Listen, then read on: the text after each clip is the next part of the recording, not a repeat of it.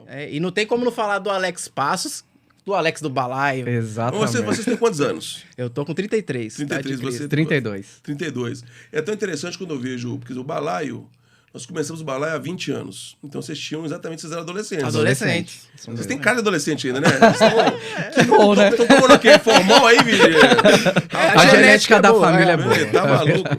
Mas assim, vocês eram adolescentes quando o Balaio começou. Então é engraçado que hoje, às vezes eu encontro com um pai de família, homem barbado já, bicho, com o pai de família, enquanto assim, fala, Alex, você fez parte da minha adolescência. Eu falei, vai tomar banho, bicho.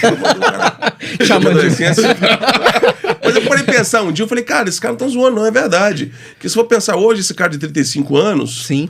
quando nós começamos o Balaio, ele tinha 15, era exatamente o público que a gente atingia, né? E hoje é um cara de 35 anos, imagina só. E é muito doido isso. A gente não vê o tempo passar, rapaz. É uma loucura.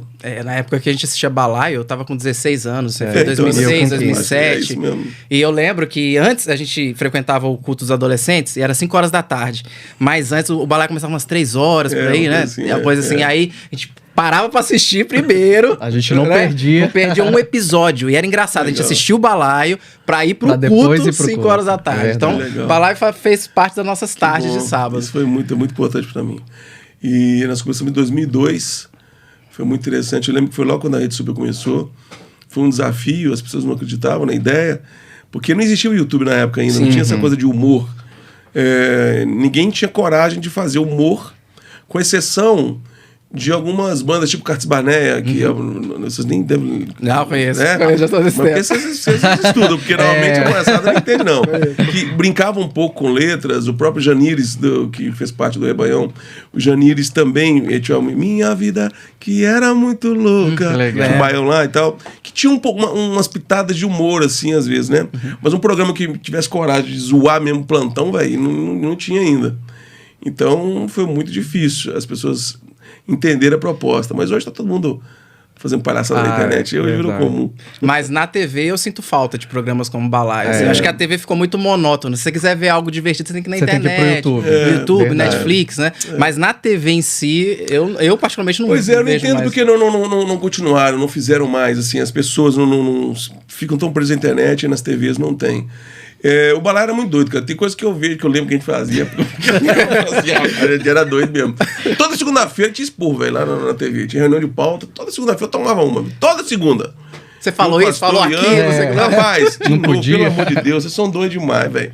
Lembro que uma vez a gente fez um programa na 107, cara. Nós começamos lá. Foi recorde de carta. Na época era carta que chegava. Recorde de carta, velho. Xingando a rádio, porque... Olha só. Nossa, velho! Pelo amor de Deus, cara. Na 107 ficou um mês só, não deram conta, não. Não deram conta. Deram, não. Um abraço pra todo mundo da 107 aí, pessoal querido demais. Mas a gente era muito doido pra eles, sabe? Aí a Rádio Extra convidou a gente, que é uma rádio secular. Olha só. Aqui nós vamos nadar de braçada, né? Porque o que é escândalo para o povo mais religioso... Pro povo que é do mundão mesmo, a gente, quer dizer, pro padrão secular, a gente era meio caretão. Imagina. Pro padrão gospel, a gente era doido. Mas na verdade, não era nenhuma coisa nem outra, a gente era normal. Só que pra alguém que é mais conservador, a gente era muito, meio desmiolado mesmo. Então esse início foi difícil, assim, as pessoas aceitarem. Foi. Não, as pessoas não aceitavam, cara. O pastor Márcio que acreditou, graças a Deus. Porque o que acontece? Quando eu me converti, eu assisti os programas de TV e falava, cara... Essa linguagem não é televisão. Eu já trabalhava com a TV. Eu falei, cara, eu me sentia muito incômodo. Eu falei, cara, pô, Deus é muito mais criativo que isso. Deus me deu essa inspiração de fazer um programa chamado Balaio, que fosse zoeira mesmo. Zoeira, mas que a gente falasse de Deus através de palhaçada mesmo. Zoando plantão. Eu fiz um piloto. Eu apresentava para as pessoas. Todo mundo achava legal, mas ninguém acreditava. Por quê? Quando eu mostrava para uma mídia que não era evangélica, os caras assistiam, morriam de rir, falavam, engraçado, muito bom, mas fala muito de Deus. Tem que ser menos, tá, assim, tá muito religioso, né? Aí eu mostrava para os pastores da igreja, os caras falavam assim, não, rapaz, engraçado demais, né? Mas não fala de Deus, né? Você tem que encontrar o equilíbrio, né? Porque, tipo assim, não é aí que tá, cara. A direção que Deus me deu era não encontrar equilíbrio, porque era aquilo mesmo. Olha só. Não adaptei. Era aquilo. Então, quer dizer, para quem era crente falava de Deus demais, para quem não era crente falava de Deus demais, para quem era crente falava de Deus de menos. Mas é porque era novo mesmo. Não tinha um parâmetro para as pessoas. A referência que as pessoas tinham de programa cristão, os crentes eram aqueles caras falando de Deus. Abrir a Bíblia e ficar falando, pregando o tempo todo na Bíblia. E os caras de humor era só falando palhaçada, só sacanagem, não falava de Deus. Então, realmente, era... E eu pensei em adequar, mas aí Deus falou no meu coração. Não. É exatamente isso. Eu guardei a fita, lembro que era uma fita VHS, eu guardei na gaveta. 2 meses depois, a Lagoinha comprou a TV que eu trabalhava. Aí o pastor Márcio, né, conversando com os antigos donos, falou assim, eu preciso mudar a programação. Ele falou, tem um funcionário nosso aí que tem um projeto evangélico. Olha aí. Só. E aí o pastor Márcio acreditou, cara, e me encorajou. E aí começamos. Na necessidade de mudar a grade, eu tinha um piloto, começamos. E aí só que inflamou muito rápido. Tanto as pessoas gostarem quanto as pessoas odiarem. Só que graças a Deus, a cada 10 pessoas que amavam, cada 2 pessoas que não gostavam, tinha 10 que amavam. Verdade. Então a grande maioria, e o melhor, as pessoas certas gostavam que eu pastor Márcio. Que era o principal, né? Se ele aprovou.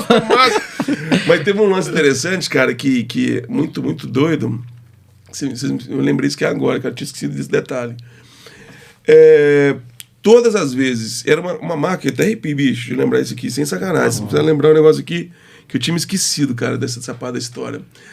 Todas as vezes que eu me deparava com algum tipo de cristão que vinha me detonar, uma crítica...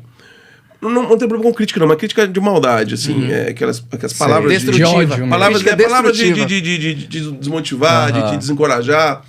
Todas as vezes que tinha, ou às vezes não falava comigo direto, eu ouvia falar, fulano falou que você não é de Deus, que isso aqui é uma palhaçada.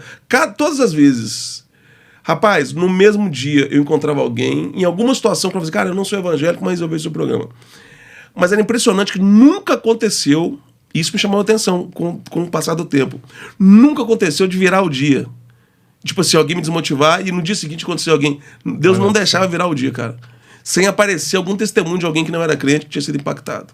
Olha só. Eu vi que foi uma forma que Deus tinha me dado de falar assim, cara, vou te provar, pra você ficar tranquilo com as pancadas que você vai tomar, eu vou te dar um sinal.